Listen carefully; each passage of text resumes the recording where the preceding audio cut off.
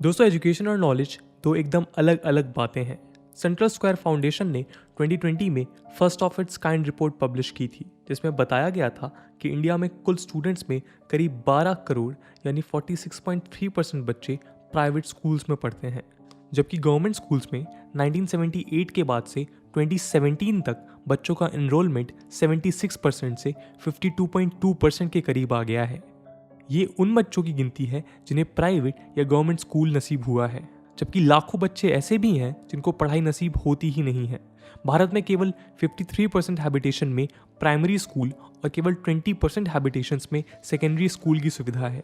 इस इंस्टीट्यूशंस के स्टैंडर्ड पर भी चर्चा की जाएगी, पर यह समझना ज़रूरी है कि 9 से 14 साल के करीब 35 मिलियन बच्चों को स्कूल नसीब नहीं है। इसका एक ये पहलू भी है कि ये एक रिपोर्टेड डेटा है। वास्तविकता में क्राइटेरिया कई शेड्स का होता है, जैसे शुरुआत में स्कूल की अवेलेबिलिटी, फिर सेकेंडरी एजुकेशन, इंफ्रास्ट्रक्चर के बाद क्वालिटी ऑफ एजुकेशन और अपॉर्चुनिटीज टू लर्न एक्सेट्रा। अक्सर एजुकेशन को लेकर एक डिबेट सुनने में आता ही रहता है। ये डिबेट है कि क्या एजुकेशन या स्कूल्स और कॉलेजेस को प्रॉफिट कमाने वाला इंस्टीट्यूशन होना चाहिए, क्यों private institutions exorbitant tuition fees वसूलते हैं और क्यों अंडर प्रिविलेज परिवारों के बच्चों को क्वालिटी एजुकेशन नहीं मिलता। यदि इंडिया की ही बात करें तो इस मुद्दे पर हजारों राय दी जाती हैं। एजुकेशन की हालत गंभीर है। एक तरफ प्राइवेट सेक्टर ऑब्वियसली एजुकेशन को प्रॉफिट के लिए इम्प्रूव करता है क्योंकि कंपटीशन है। इसके कारण एजुकेशन की क्वालिटी अच्छी होती जाती है। एसी क्लासरूम्स, स्मार्ट क्लासेस और ढेरों अम्यूनिटीज़ बच्चों को प्रोवाइड की जाती है जो गवर्नमेंट स्कूल्स में अक्सर नहीं मिलती। केंद्रीय विद्यालय संगठन के इंडिया की पॉपुलेशन के हिसाब से नाम मात्र स्कूल हैं, जिनमें से भी कई स्कूल्स टीचर्स और बेसिक एम्यूनिटीज़ की कमी के कारण ऑन पार एजुकेशन नहीं दे पाते। अब मुद्दा ये सामने आता है कि क्या प्राइवेट स्कूल प्रॉफिट कमाकर गलत कर रहे हैं? यदि हाँ, तो क्या गलत है, और यदि नहीं तो क्यों नहीं? और इस स्थिति में गवर्नमेंट का क्या दायित्व है? हम जिसे स्टेट कहते हैं उसके बच्चों के लिए क्या रिस्पॉन्सिबिलिटीज़ हैं? इसमें सवाल ये भी पैदा होता है कि गवर्नमेंट स्कूल्स तो पढ़ाई में सब्सिडीज़ दे सकते हैं, पर private school hand to mouth काम नहीं कर सकते। उन्हें कुछ प्रॉफिट मार्जिन कमाना ज़रूरी होता है। तो फिर सॉल्यूशन क्या है? इसके लिए हमें प्रॉफिट और प्रॉफिटेरिंग इंस्टीट्यूशंस के बीच डिस्टिंक्शन करना पड़ेगा। प्रॉफिट कमाना लॉजिकल और ज़रूरी है, पर प्रॉफिटियरिंग डिबेटेबल है। आज इस वीडियो में हम यही डिस्कशन करेंगे। नमस्कार दोस्तों, मेरा नाम है आदर्श और स्वागत है आपका स्टडी IQ में। प्राइवेट सेक्टर के लिए एजुकेशन करीब करीब बिजनेस ही है, क्योंकि उन्हें सारे अफेयर्स केवल ट्यूशन फीस और बच्चों के एक्सपेंसेस से ही चलाते हैं। आज किसी स्कूल को बनाना उसे ऑपरेट, मेंटेन और चलाने से ज़्यादा इजी टास्क है। वो लोग जो 1950 और 1980 के बीच बने स्कूल्स को चला रहे हैं अच्छे से जानते हैं कि कैंपस को रीबिल्ड या रीडेवलप करना कितना डिफ़िकल्ट है। ये इसलिए क्योंकि स्ट्रक्चर्स पुराने, ऑब्सोलीट और खस्ता हाल हो चुके हैं। एक कैंपस को रीडेवलप करना एक्सपेंसिव अफेयर है। एग्जाम्पल के तौर पर 5 से 10 एकड़ के कैंपस को रिवैम्प करने में 75 करोड़ तक खर्च आ सकता है। जो स्कूल्स 1980s के बाद बनाए गए हैं वो अनअवेयर हैं कि इस तरह का पैसा रेस करने में क्या डिफ़िकल्टीज़ हैं। किसी न किसी कारण से इंडिया में एजुकेशन को एक चैरिटेबल इंडेवर की तरह देखा जाता रहा है, और वो स्कूल्स जिनके पास फंड्स इनफ्लो अच्छा है उन्हें कॉन्टेम्प्ट की नज़र से देखा जा रहा है, क्योंकि वो कमर्शलाइजेशन और प्रॉफिटेरिंग की तरफ बढ़ रहे हैं। हालांकि वो लीगली गलत नहीं कर रहे हैं। दिल्ली के सलमान ग्रुप ऑफ स्कूल्स के चेयरमैन सुशील सलमान का मानना है कि ये डिस्टिंक्शन कि कौन से स्कूल्स प्रॉफिट कमा रहे हैं और कौन से स्कूल्स प्रॉफिटेरिंग कर रहे हैं ज़रूरी है। स्कूल्स दोस्तों केवल हैंड टू माउथ नहीं चलाए जा सकते, स्पेशली प्राइवेट स्कूल्स, पर एक परसेप्शन बन चुका है कि ये चैरिटेबल होना चाहिए। यदि ये माइंडसेट चेंज नहीं होता है तो सलमान के मुताबिक अगले 10 से 15 सालों में 60% एजुकेशनल इंस्टीट्यूशंस भारत में बंद हो जाएंगे। इसके अलावा स्कूल फीस बढ़ाने में परमिशन ग्रांटिंग की प्रोसेस में देरी से पेरेंट्स नाखुश रहते हैं। सुशील के मुताबिक एक स्कूल को 4 साल तक फीस इंक्रीज करना अलाउ नहीं है, और सारे रिजल्ट्स खत्म होने लगे, और जब परमिशन मिली तो फीस डबल करनी पड़ी ताकि स्कूल सर्वाइव कर सके। प्राइवेट स्कूल के स्टैचुरी और कॉन्ट्रैक्चुअल ऑब्लिगेशंस होते हैं, जिसमें स्टाफ की salary, retirement benefits, gratuity, maintenance, day to day running expenses शामिल हैं। जब एक पोस्ट ग्रेजुएट टीचर 30 साल की सर्विस के बाद रिटायर होता है तो उसे ग्रेच्युटी और लीव इनकैशमेंट ₹40 to 50 लाख देना पड़ता है। नए लेबर कोड ने इसमें एस्टैब्लिशमेंट की कॉस्ट को 10 से 15% कर दिया है। इसके अलावा प्राइवेट स्कूल्स को administrative and general expenses such as taxes, levies, school transport, convenience, printing, stationery, electricity, water, insurances, repair and maintenance of buildings and campus depreciation, interest on loan, legal expenses भी संभालने पड़ते हैं। इसमें pandemic ने भी अपना काम किया है और इम्पैक्ट डाला है। पिछले साल पैंडेमिक के कारण कई स्कूल्स को ऑनलाइन क्लासेस का पूरा सिस्टम सेट करना पड़ा। इसके साथ ही साथ बच्चों को भी कई टेक्नोलॉजिकल एडवांसमेंट के लिए इक्विपमेंट्स देने पड़े। दोस्तों, ऐसे में प्रॉफिट मार्जिन ही कम आता है, लेकिन प्रॉफिटियरिंग को लेकर फिर डायलेमा पैदा हो जाता है। जब गवर्नमेंट के पास कई इनकम के सोर्सेज हैं और प्राइवेट स्कूल्स केवल ट्यूशन फीस में ही कमा सकते हैं, तो प्राइवेट स्कूल्स लायबल क्यों होंगे? प्रॉफिटियरिंग का मतलब होता है अनरीजनेबल प्रॉफिट मार्जिन कमाना। इस पर एथिकल और मोरल सवाल खड़े हो सकते हैं, पर after all private institutions margin के लिए ही काम करते हैं और पैंडेमिक के इम्पैक्ट के कारण कई प्रॉब्लम्स भी अचानक सामने आ चुकी हैं। दोस्तों, इसका मतलब ये नहीं है कि अनरीजनेबल प्रॉफिट कमाना सही है, पर लीगली प्राइवेट इंस्टीट्यूशंस गलत नहीं कर रहे हैं। कुछ प्राइवेट स्कूल्स होते हैं जो एग्जॉर्बिटेंटली हाई ट्यूशन फीस चार्ज करते हैं और लैविश एमिनिटीज़ के साथ बच्चों को पढ़ाते हैं। ऐसे में पेरेंट्स का भी इन्वॉल्वमेंट होता है। हज़ारों पेरेंट्स चाहते हैं कि बच्चे वर्ल्ड क्लास स्कूल्स में पढ़ें और इसके लिए वो पैसे खर्च करने से नहीं कतराते। और ये उतनी बड़ी प्रॉब्लम नहीं है क्योंकि सारे प्राइवेट स्कूल्स लेविश नहीं हैं। एक रिपोर्ट के मुताबिक 45% बच्चे प्राइवेट स्कूल्स में मंथली मेयर्स ₹500 देते हैं।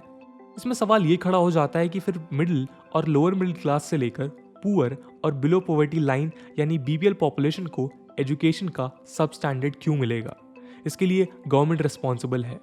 गवर्नमेंट यानी स्टेट का काम है कि सभी बच्चों को न केवल एजुकेशन अवेलेबल हो, पर एजुकेशन का स्टैंडर्ड कंपटीशन के स्तर का हो। दोस्तों, गवर्नमेंट स्कूल से बच्चे ड्रॉप आउट कर प्राइवेट स्कूल की तरफ जा रहे हैं। इसके पीछे कई रीजंस दिए जा सकते हैं, पर मेजर रीजंस में एजुकेशन स्टैंडर्ड और बेटर इंफ्रास्ट्रक्चर शामिल है। बिजनेस स्टैंडर्ड की एक रिपोर्ट के मुताबिक 2010 से 2015 के बीच गवर्नमेंट स्कूल्स ने अप्रॉक्स 13 मिलियन बच्चे लूज किए हैं और वहीं प्राइवेट स्कूल्स ने 17 मिलियन स्टूडेंट्स को गेन किया है। 2016 में इंडिया स्पेंड की एक रिपोर्ट के मुताबिक 2010 से 2015 तक national programme for universal elementary education यानी सर्व शिक्षा अभियान और SSA पर गवर्नमेंट ने ₹1,15,625 करोड़ यानी करीब $17.7 बिलियन स्पेंड कर चुकी है, पर लर्निंग क्वालिटी डिक्लाइन हो रही है। एग्जाम्पल के तौर पर स्टैंडर्ड थर्ड में टोटल बच्चों के 1/4 बच्चे ही स्टैंडर्ड सेकंड के टेक्स्ट को फ्लुएंटली पढ़ पा रहे हैं, जो 2010 से 2015 के बीच 5% से ज़्यादा का ड्रॉप दिखाता है। ये डेटा 2014 के annual status report on education यानी ASER में पब्लिश्ड है। गवर्नमेंट इंस्टीट्यूशंस यूँ तो स्टेट की जिम्मेदारी हैं, पर सेंट्रल गवर्नमेंट 60% इंस्टीट्यूशंस को SSA जैसी स्कीम के माध्यम से फंड करती हैं। हालांकि इसमें कई जगहों पर कोई काम नहीं हो पाता। SSA के लिए 2015 से 2016 में जो पैसे अलॉट हुए थे, उसमें से सितंबर 2015 तक केवल 57% रिलीज हुए हैं। रिसेंट ईयर्स की बात करें तो 2018 से 19 में ये बजट कुछ बढ़कर 25,000 करोड़ के करीब आया था। लेकिन मोस्टली गवर्नमेंट स्कूल्स में पुअर क्वालिटी ऑफ एजुकेशन एक सच्चाई है। इन्वेस्टमेंट के बाद भी एजुकेशन का आउटकम पिछले एक दशक में कमज़ोर हुआ है। हिंदू बिजनेस लाइन में 2018 में publish former union coal and education secretary Anil Swarup ji के ओपिनियन के मुताबिक टीचर्स का नंबर सब्सटेंशियली बढ़ा है और average people teacher ratio required level तक पहुंच गया है। हालांकि स्वरूप कहते हैं इसे क्वालिटी की प्रॉब्लम सॉल्व नहीं हुई है। टू बिगिन विथ, टीचर्स का एक बड़ा पोर्शन टीचिंग के लिए क्वालिफाइड नहीं है, पर वो पढ़ा रहे हैं। स्वरूप ने 2018 में एक एस्टिमेट के मुताबिक बताया था कि करीब 8 मिलियन टीचर्स में से 1.4 मिलियन इस कैटेगरी में आते हैं। इस प्रॉब्लम को बढ़ाने में पॉलिटिक्स ने भी अपना काम जोरों से किया है। इस फ्रंट पर राइट टू एजुकेशन एक्ट 2009 ने बहुत कम काम किया है। इनफैक्ट स्वरूप कहते हैं कि इस लेजिस्लेशन के कारण क्वालिटी एजुकेशन देना एक कॉम्प्लेक्स और डिफिकल्ट काम हो गया है। उन्होंने कहा कि इस एक्ट का प्राइमरी फोकस इनपुट्स जैसे इंफ्रास्ट्रक्चर पर है, ना कि आउटकम्स पर। इन एक्ट ने पब्लिक और प्राइवेट स्कूल्स के बीच एक एडवर्सरियल रोल क्रिएट किया है। एक्ट सेक्शन 12(1)(c) के अंडर मैंडेट करता है कि प्राइवेट स्कूल्स को फर्स्ट क्लास में क्लास की स्ट्रेंथ का 25% वीकर सेक्शन और डिसएडवांटेज ग्रुप के बच्चों को देना होगा। इसमें रीइंबर्समेंट का जो तरीका है उससे कई प्रॉब्लम्स खड़ी हुई। एक्सपर्ट्स के मुताबिक इस एक्ट में नॉर्म्स और स्टैंडर्ड्स जो स्कूल के लिए प्रिस्क्राइब्ड हैं वो ग्राउंड रियलिटी से रिमूव्ड हैं। इसके कारण टीचर्स की संख्या में फिनोमिनल इंक्रीज हुआ है। दोस्तों, स्टेट की जिम्मेदारी है कि वो बच्चों को वर्ल्ड क्लास एजुकेशन प्रोवाइड करे, पर सवाल ये है कि इसके लिए क्या किया जा सकता है। इन प्रॉब्लम्स के कुछ सॉल्यूशन एचआरडी मिनिस्ट्री ने निकालने की कोशिश की है। गवर्नमेंट ने करीब 15 नए इनिशिएटिव्स लिए हैं जिनके अंडर एजुकेशन स्टैंडर्ड को इम्प्रूव करने की कोशिश की जाएगी। दोस्तों, आरटीई एक्ट का सेक्शन 23(2) अमेंड किया गया है और untrained elementary teachers in service period extend किया गया है। 2019 में क्वालिटी एजुकेशन पर फोकस करने के लिए चिल्ड्रन के फ्री और कंपलसरी एजुकेशन यानी आरटीई एक्ट 2009 को अमेंड कर class wise and subject wise references add किया गया है ताकि लर्निंग आउटकम्स इंप्रूव हो सकें। इसके साथ साथ national achievement survey, BEd degree structure, international exposure, quality and equality in education and grading structure और स्टूडेंट और टीचर्स के लिए ई लर्निंग मटेरियल का एक्सेस एक्सेट्रा जैसे कदम उठाए गए हैं। इसके अलावा न्यू एजुकेशन पॉलिसी में भी कई इंप्रूवमेंट नजर आते हैं। 2020 में आई न्यू एजुकेशन पॉलिसी से स्कूलिंग और एजुकेशन सिस्टम में कई स्टार्क चेंजेस किए हैं जो अफर्मेटिव नजर आते हैं।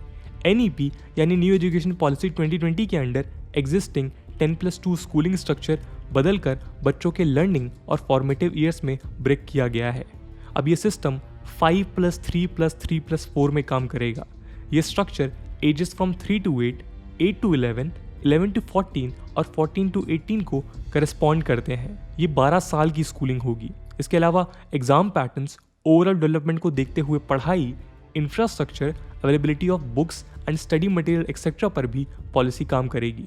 2040 तक एनईपी को इम्प्लीमेंट किया जाना है। ये 30 साल के बाद इंडिया में आई एजुकेशन पॉलिसी दरअसल पूरे एग्जिस्टिंग सिस्टम को रिवैम्प करने वाली है। दोस्तों, नेशनल डेवलपमेंट को प्रमोट करने और इक्विटेबल एंड जस्ट सोसाइटी बनाने के साथ साथ ह्यूमन पोटेंशियल को टोटली यूज करने के लिए एजुकेशन ही एक चीज़ है जो फंडामेंटल है। Economic growth, social justice and equality, scientific advancement, national integration and cultural preservation में ग्लोबल स्केल पर इंडिया की लीडरशिप और कंटिन्यूड एसेंट की केवल यूनिवर्सल एक्सेस टू एजुकेशन ही है। इंडिया अगले 1 दशक तक दुनिया का सबसे यंग देश होगा। इसका मतलब है कि इंडिया में मेजर पॉपुलेशन यंग होगी। ऐसे में इन यंग जनरेशन्स को कितना क्वालिटी एजुकेशन दिया जाएगा ये तय करेगा कि इंडिया का फ्यूचर क्या होने वाला है। सस्टेनेबल डेवलपमेंट गोल 4 जो यूनाइटेड नेशंस का 2030 एजेंडा का हिस्सा है, इंडिया ने 2015 में अडॉप्ट किया था। इस गोल में सभी के लिए equitable and inclusive quality education for all achieve करना और लाइफ लॉन्ग अपॉर्चुनिटीज प्रमोट करना शामिल है। दोस्तों, दुनिया रैपिडली बदल रही है और नॉलेज लैंडस्केप में तेजी से चेंजेस आ रहे हैं। Various dramatic and technological advances जैसे rise of big data, machine learning and artificial intelligence etcetera द्वारा हजारों अनस्किल्ड जॉब्स मशीन करेंगी। अब ह्यूमन की स्किल्ड वर्कफोर्स की जरूरत बढ़ेगी, स्पेशली डेटा साइंस, मैथमेटिक्स और कंप्यूटर साइंस में। ऐसे में गवर्नमेंट फंडेड और गवर्नमेंट एडेड स्कूल्स के रिवैम्प की जरूरत है। दोस्तों, प्राइवेट इंस्टीट्यूशन से उम्मीद करना गलत नहीं है, पर लीगली वो सही है। करप्शन के कारण सिस्टम बिगड़ रहा है, जिसे सुधारते हुए फ्यूचर जनरेशन को तैयार करना जरूरी है। दोस्तों, इस पूरे मुद्दे के बारे में आपका क्या ओपिनियन है? अगर आप एक पेरेंट हैं या फिर आप एक स्टूडेंट भी हैं, तो जब आप स्कूल में थे या फिर आप अभी स्कूल में हैं, तो क्या आपकी फ़ीस जस्टिफाइड थी या फिर वो फ़ीस बहुत ज़्यादा थी? कमेंट सेक्शन में ज़रूर बताइएगा। आज की वीडियो के लिए इतना ही। आई होप आपको वीडियो पसंद आया होगा, और अगर पसंद आया है तो अपने दोस्तों के साथ शेयर करना मत भूलिएगा। हम मिलते हैं अगले वीडियो में, तब तक के लिए जय हिंद, जय भारत।